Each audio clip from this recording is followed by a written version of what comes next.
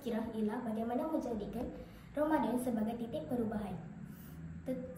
Tetapkan niat untuk berubah. Keikhlasan adalah kunci kepada perubahan yang berkekalan. 2. Tulis maklumat ibadah. Contohnya, istiqomah solat berjemaah, membaca Al-Quran setiap hari atau mengawal emosi.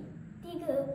Teruskan amalan selepas Ramadan. Jangan jadikan ibadah hanya eksklusif untuk bulan ini sahaja. 4.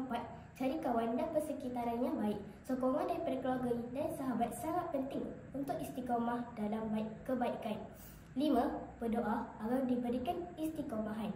Itu sahaja perkongsian saya pada hari ini. Terima kasih.